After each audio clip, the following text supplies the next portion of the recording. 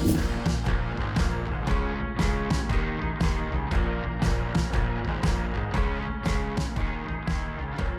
talking about words, and we're talking about communication. I think it's important that everybody recognizes that we're not manipulating people to try to sell them things. Yes, good point. So I think we have to say that. What we're doing is we're having a conversation, and customers want to buy. They don't want to be sold. I want to make good choices. So our job, if you will, is to give them good information, communicate well, put them in a position to make informed decisions. And so whatever considerations whether that's Blanton's or whether that's Whistlepig, right? The customer wants to really make that choice that's in their best interest. So when we're talking about words, a lot of technicians, a lot of folks will say, well, you just teach me how to manipulate people so that I can sell them stuff. That is not what brand experience is about. So we need to be crystal clear. Very crystal clear, yeah. Yeah, and I think that and it's very important, that distinction, manipulation versus influence, right? Cialdini talks about this a lot in his books on influence, that manipulation is when you're driving someone to take action that is bad for them and good for you, right? Influence is when it's a mutual benefit. It's a huge distinction. It's very important. I'm glad that you brought that up, So we talk about these 3 steps. Oh, one last thing I wanted to mention, because you touched on it. The words have power. And it reminded me of, Tom Hopkins had a master the art of selling, right? And Tom Hopkins kind of has his fatal words or killer words or whatever, right? Contract instead of agreement, right? Signature versus your authorization, those types of things. And there are some words that we really want to avoid. We've mentioned a couple of them. I'm just wondering off the top of your heads, can you give us any examples of word choices that you think are really, really important, right? As you mentioned earlier, versus I'm going to recommend, here are some things you might consider, right? Subtle difference, but very powerful difference at the same time. Anything others you can think off the top of your head of like just words and phrases that you really try to avoid? Yeah, I mean, I think I try and avoid any words that are salesy. I try and avoid any words that are just slang. I avoid words. I would call them sensational words. Oh, absolutely. Right. Oh, that's an excellent choice. Or like using words like, oh, cool. Awesome. Cool. I hear guys say that all the time. I even hear women say that on the phone. Cool. Awesome. Right. Oh, excellent. Right. And it sounds very insincere, doesn't it? It does. So some of those words you've just got to watch out for. Cool. I think if you slow down your process, and we talked about, I guess we began this conversation talking about empathy, right? And that you're empathetic to the customer's situation, and you are sincere, and you have the purest intent to want to serve these people. What you have to understand is, as a technician, maintenance tech or service tech, as a call taker or as a comfort advisor, you are serving people by giving them information in its most pure fashion. And so he talked about that a little bit earlier. Sharing information. Sharing information does not have an agenda. My job is to give you good information so you can make a good decision. Your job is to make a good decision. I don't care what you do as long as you do it knowingly. Right. And so I want to get out of, we're not looking to sell. I want to get out of my way, and I want to get out of their way in them making a decision based on the information I share. Right. Because when they called the company, they called us out there for our expertise. That's all they wanted. They didn't want it fixed. They didn't want a price. They don't want a proposal. They don't want a quote. They don't want it replaced. They want information. And then from that, they will act. So I guess I can't say that there's any one word or sets of words, but I got some. I mean, thank you for giving me time to think. Now that I've had some time to think. Because I had no time. Because the Blantons is definitely affecting the ability to actually process right now. Acronyms. Yeah. Acronyms are Industry kind stuff. of a stay away from. Right. The customer doesn't understand the acronyms and nomenclature. I want to talk about your CFMs, your series, your AFUEs. Yeah, so I think it's in everybody's best interest to make sure that we, what we call positive assumptions. We work with the customer based on, not using acronyms. Other types of things, I think you got to be careful. Things like we talk about the coil. The customer may or may not understand what a coil is. Some people are educated, some people are engineers, some people have done research, but you know, most people that we run into that are just pretty average folk when it comes to air conditioning or heating systems, heat pumps, boilers, they don't understand the technical terms. Yeah, good point. So I'd be really careful about the technical terms. And so when you're doing ride-alongs and role play, what we call real play, you know, I would make sure that you have a dialogue with your team to try to stay away from the technical terms and the acronyms, and do a good job of explaining if it is technical and it needs to be explained. You know, go slow, and you know, have some tools. So we can use an iPad, we can use diagrams. In the old days, we used a hard flat rate system. There's lots of ways you can solve that problem to explain it, so that the customer feels comfortable that they understand how to make a good decision. So, I mean, those would be my comments. One of the best things we can do on a service call or a sales call is take about 90 seconds and sketch out a furnace, a blower motor, heat exchanger, coil, line set, and condenser, return air, and supply. And take 90 seconds and ask the homeowner, has anybody ever explained to you how your system works? 9 times out of 10, they say, no, not really.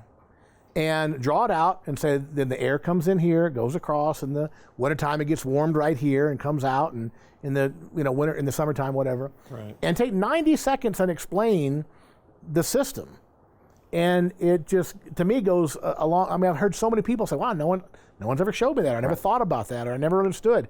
Listen, before I got in this industry, I couldn't tell the difference between a supply and a return. I didn't know. Air comes out the vents, and and that's it. Got to give a shout out to a former industry icon, legendary icon, sales trainer. He used to teach that technique, Pat McCormick. I don't know if you know Pat McCormick. Yeah. Pat McCormick used to do a lot of sales training, maybe even still does, but I think he's retired now. But he used to teach that process, red pen, blue pen, you know, do the air conditioner in blue, the cooling cycle in blue, and do the heating system in red. Beautiful. And do exactly what you just said. Yeah, and I love that red and blue pen thing. I never thought about that. It's something that makes a lot of sense. Yeah, because you can you can use pictures and diagrams and iPads and stuff. The interesting thing about what you're talking about is if you did it at that point where you're talking about, you know, after mechanical magic and sharing findings and options with customers, and you're showing them their system. Okay, it's not just a generic picture, but it's now their system, and you're saying, okay, and so the part that failed is in here. Okay, and what caused it is this. And I would even suggest, you know, to our viewers to take it to the larger scale, right? To the house, because the house is the system, right? You know, the system's working hard because you have a lack of insulation in your attic, or lack of insulation in your basement or your crawl space or something like that. And talk about how the whole system and the house are completely integrated, because if you think about it, we've talked about this on a couple other videos in the past, you know, we all live inside the duct system, right? I mean, the supply comes out and the return goes in. You're in the midst of the duct system. You're inside it. You open and close doors. That's like dampers inside the duct system. And it literally pressurizes the house, or depressurizes certain rooms. Yeah. You know, I'm staying in this hotel now, and I got to tell you, the duct system is horrible. And they've got transfer grills between the two, where the return is in the main section of the thing, because it's a 2-bedroom hotel suite, and it's horrible. So I got to leave the bedroom doors open, because there's a great video on the website called EnergyVanguard.com by Allison Bales, and this guy Allison Bales, he's a home performance guy, and he shows you how rooms pressurize. So while the air's, you know, you hear the system running, the air sounds like it's coming into the room. It's really not. The air is just pressurizing the room almost like a balloon. And so the room just never gets comfortable. You open up the bedroom door and the room gets comfortable. Yeah, so important. Just those, and I think when you were speaking there, I was thinking about the importance of using metaphors to explain these things to homeowners. One of the things we do in our sales process, for example, we have a diagram of a house, and we draw the system, and we tell the homeowner there's really 3 components. There's the HVAC system, but there's the ductwork. That's right, the V in the HVAC, and then there's the attic insulation. And one of the metaphors I like to use is if you went to the grocery store and you spent $100 and you got 4 bags of groceries, and you got home and you only had 3 bags, would you go back and get the bag you forgot? And I say, well, of course. Well, that's kind of what you're doing in your HVAC system. You're producing cold air, you're producing warm air, you're paying for that. And as it travels through your duct system, oftentimes you're losing a huge percentage of your groceries. Should we go back and get those groceries or just forget about them? Well, that goes into the ductwork, right? And then we talk about the metaphor of the attic insulation. You know, hot air moves towards cool air. So during the summertime, it's 75 degrees in your home. It's 100 30 or whatever in your attic, or in Arizona, maybe higher than that even, right? Yeah. And so when you have 130 degree air sitting on top of a house at 75, it's not just like it's just sitting there passively, it's like a fire-breathing dragon.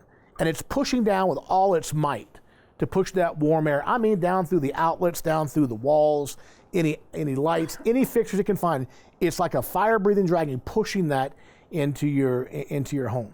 The layer of attic insulation, prevents that, right? Using those metaphors people can relate to, I think, are really important. And that's just two that jumped out at me when you guys were talking about that stuff. So, in order to recap, by the way, guys, it is snowing. Not snowing to beat the band, but we have a nice little layer of snow in the trees. Isn't it beautiful? Isn't it beautiful? It's gorgeous. It's beautiful. Yeah, we got a nice fire going here, nice heaters. These guys are still freezing out here, standing in the snow. Blanton's. Blanton's. Oh, we did give them some Blanton's, I think. So, real quick, the recap. 1, 2, 3. Introduction, transparency, credibility, position of trust, explanation. Here's what we're going to do today. Here's how long it's going to take. Step 1. Step 2, mechanical magic. Everything we've talked about. Communication, explanations, using the metaphors to communicate ideas. Whatever it is, get them deeply involved, right? The more involved they are in the diagnostic, the more likely they are to accept the repairs, right? Whatever those options may be. Step 3, the talk, which we don't call it the talk, but those recommendations, those analysis, those, here's my findings, let me share the findings. That third section is so critical. And again, it should be a separate segment of the call. Not as we're walking out to the truck saying, hey, you might consider some IQ or might consider ductwork, right? You don't want to have that as you're walking out of the house. It's a separate component and a really important component of the entire process. And I think, again, this discussion has been so helpful. I've learned an awful lot just in some of the ideas and the phraseology, the word tracks that you've laid down. But I think it's so important, those 3 sections. If a technician can go on a call and think about what they're doing in those 3 sections, they can kind of, okay, what am I doing here? What am I doing here? And it keeps it simple. You don't get overwhelmed. You're just focusing on the introduction, the groundwork, the position of trust. Now I'm doing my mechanical magic. I'm going to have some communications, excuse me. And then thirdly, we're going to, share our findings. Add a fourth. Add a fourth. Alignment between the service manager and the company brand to give Very the technician important. the space That's to the do umbrella. Everything we just said. That's the umbrella over all of it, right? Yep. That's like the most important thing in many respects, because none of those 3 things can happen in the absence of that larger strategy you're talking about. Yeah, if my dispatcher and my service manager are beating on the technicians to go faster, the technicians will bend to that, and the process will die. Yeah. They have to. The thing that led us to this conversation here today was we said we wanted to, a lot of these videos that we do are typically for the owners and managers, and we said we wanted to talk, to the technicians. And the thing I want to convey to our viewers, our technicians that are hopefully watching this, and hopefully our service managers will convey this to them as well, and emphasize this, is that, connection and communication lead to the creation, right?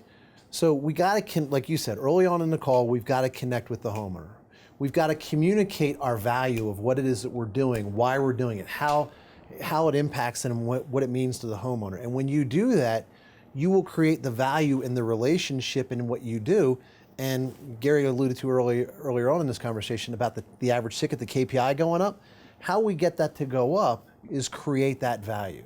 But it comes from not the things you do as much as, and this is what technicians I think sometimes miss out on. They think it's all about the things that they're capable of doing. I mean, I'm in all of the technicians in this industry. I was an installer. I was never a service or maintenance tech. So I'm in all of the technicians and what they're able to do, especially today with the technology. But it pales in comparison to a homeowner. It pales in comparison to the connection and the communication. And if you get that connection and communication, and then bring in your value, all that tools and training and technology that you have as a technician, that's when that's meaningful. Connection, communication leads to the creation of the value. It's so interesting because this whole conversation was about driving revenue on a maintenance or service call. Mm-hmm. And yet we didn't talk about driving revenue, right? But all of it leads to That's the outcome. That's the outcome. That's what we want. Right? And it's just, to me, it's so important that we could have had this discussion on revenue, accessories. And that's not really the most important thing. It's the culture, it's the system, it's the relationship, it's the trust, it's the communications. All those things very naturally lead to the revenue. You don't have to focus on that part if you focus on everything else that we've been talking about. Because the customer expects the fact that you had the audacity to put heating and air conditioning on the side of your truck or on your website or on a business card. They assume that you and every other clown in town can do that stuff. Right. You can all turn the wrenches. Yep. Right? But the guy who, or woman, right, who comes into the house and connects with a homeowner and communicates to them, what's going on, what we need to do, here's what we found, here's what you could do to address it, those types of things, gives them options. The homeowners are going to love that man or woman who comes in the house. And they're going to, therefore, by proxy, love the company, right? It's not about the things that we do, again, it's about how you feel about what you spend. Yeah. There's a great book, The 4 Disciplines of Execution, and they talk about lead measures and lag measures. Yes. Mm-hmm. Yeah. Lag measures are results, the numbers, the revenue, and that's what so many people focus on. That's what your KPIs are. Right. Yeah. It's the lead measures, all the activities, everything we're talking about here, that drive those lag measures that often get overlooked. Absolutely. And so I'm very grateful to both of you for this discussion, because I think it really, really goes to the heart of what we do. We are, after all, service companies. Mm-hmm. And yes, the job of a business is to meet homeowners' needs, solve those problems, ultimately drive revenue and hopefully profitability. But if you focus on the lead measures, the behavior, the relationship, the culture, the systems, the other things just take care of themselves. Yeah, I would argue we're in the business of customer experience. Yeah. No doubt. Yeah. Yeah. Thank you, gentlemen. As always, a pleasure. Thank you. Sponsored by Blanton's. Sponsored by Blanton. Take that, Mr. Producer, Mr. 40 Minutes. That's a three-parter. Ha! We are done.